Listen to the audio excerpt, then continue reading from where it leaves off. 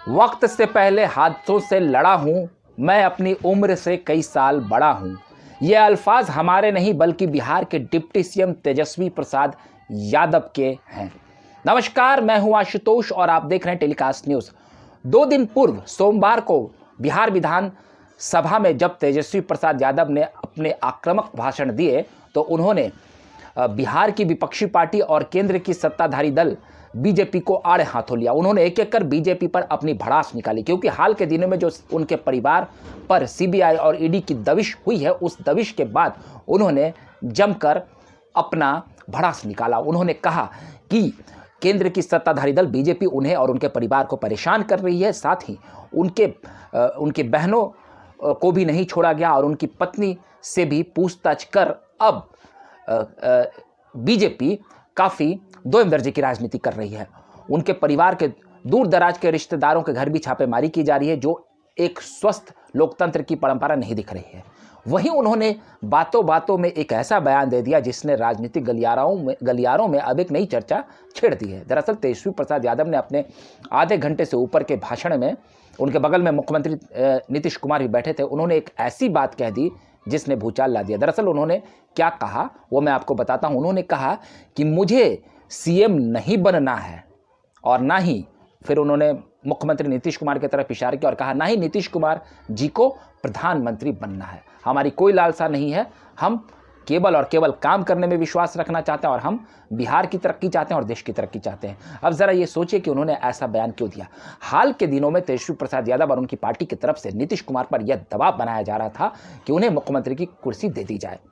वहीं जदयू से राह जुदा कर चुके उपेंद्र कुशवाहा ने भी ये कहा था कि कुछ डील हुआ है और उन्होंने जदयू का दामन छोड़ दिया। उन्होंने इसलिए छोड़ा क्योंकि जब नीतीश कुमार ने एक दिन बातों बातों में कह दिया था कि 2025 का चुनाव तेजस्वी प्रसाद यादव के नेतृत्व में लड़ा जाएगा, मतलब कि 2025 में तेजस्वी प्रसाद यादव मुख्यमंत्री होंगे ही होंगे। लेकिन उससे पहले ही इस साल तेजस्वी प्रसाद यादव को कुर्सी देने की बात भी की गई थी, जिसमें जब महागठबंधन के साथ नीतीश कुमार आए थे तो शायद उन्होंने कुछ ऐसी डील की होगी कि जिसमें तेजस्वी प्रसाद यादव को मुख्यमंत्री की कुर्सी सौंप दी जाएगी और आगामी विधानसभा चुनाव तो अभी समय है, उस वक्त भी लड़ा जाएगा।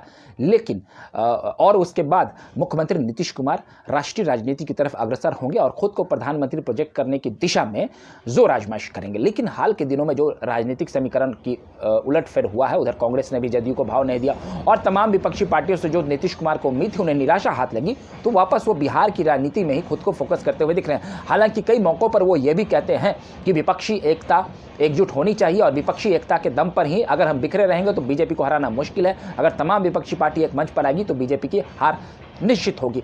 तो वहीं तेजस्वी प्रसाद यादव लगातार जदयू पर यह दबाव बना रहे थे, सरकार पर भी दबाव बना रहे थे। लेकिन हाल के दिनों में जो ईडी और सीबीआई की छापेमारी के बाद ऐसा लगता है कि तेजस्वी प्रसाद यादव बैकफुट पर है और बीच में कुछ चर्चाएं भी आम हुई थी कि बीजेपी के साथ नीतीश कुमार की बातें चल रही है। हालांकि बीजेपी के कई बिहार के बड़े नेता और राष्ट्रीय स्तर के भी कुछ नेताओं के साथ नीतीश कुमार के संबंध अच्छे रहे हैं। हाल के दिनों में भी कुछ ऐसी चर्चाएं उठी कि गृह मंत्री अमित शाह से नीतीश कुमार की मुलाकात हुई। वहीं रहा सा कसर तब पूरा हो गया जब नीतीश कुमार ने खुद यह बयान दे दिया था कि जब बिहार में नए राज्यपाल की नियुक्ति हुई तो हाँ, गृह मंत्री अमित शाह ने उनको फ़ोन किया था। इन तमाम प्रकरणों के बाद तेजस्वी प्रसाद यादव बैकफुट पर आ गए। वहीं रहा सा कसर तब पूरा हो गया जब उनके लालू परिवार और उनकी पत्नी राबड़ी देवी समेत तेजस्वी प्रसाद यादव की कई बहनें और तेजस्वी प्रसाद यादव समेत उनके परिवार के कई लोगों के ऊपर कुल 25 ठिकानों पर सीबीआई ने छापेमारी की। ज़मीन के बदले नौकरी देने का जो ये मामला है तूल पकड़ता दिख रहा है और अब 25 तारीख को सीबीआई की विशेष अदालत में तेजस्वी प्रसाद यादव की पेशी भी होनी है। हालांकि अभी उनकी गिरफ्तारी पर रोक लगा दी गई है, ऐसा सीबीआई कोर्ट की तरफ से मामला सामने आया है। लेकिन बिहार के पूर्व डिप्टी सीएम और बीजेपी सांसद सुशील कुमार मोदी ने यह बयान दिया है कि इस महीने भर उनकी गिरफ्तारी पर रोक लगाया। ऐसा नहीं है कि उनकी गिरफ्तारी नहीं हो सकती है। अगर तेजस्वी प्रसाद यादव जमीन के बदले नौकरी देने के मामले में दोषी नजर आएंगे तो उनकी गिरफ्तारी भी हो सकती है। तो इन सारे प्रकरण पर तेजस्वी प्रसाद यादव को ऐसा लग रहा है कि कहीं ना कहीं नीतीश कुमार फिर पाला बदल देंगे तो बिहार की सत्ता से वो खसक जाएंगे। तो इस पूरे प्रकरण पर जब राजद के कई नेता हाल के दिनों में जब जदयू पे हमलावर हो रही थी, उधर जदयू के भी कई नेता राजद से गठबंधन को लेकर काफ़ी खफा हैं। वहीं एक नया डेवलपमेंट इसमें और भी दिख रहा है। जदयू के कई नेता पार्टी छोड़कर जा रहे हैं। जदयू की पूर्व सांसद एक पूर्व सांसद, आरा की पूर्व सांसद ने भी जदयू का दामन छोड़ दिया। हाल के दिनों में 1-2 दिन पहले मुजफ्फरपुर में भी काफ़ी संख्या में जदयू के कई कार्यकर्ता और नेता ने पार्टी छोड़ा है।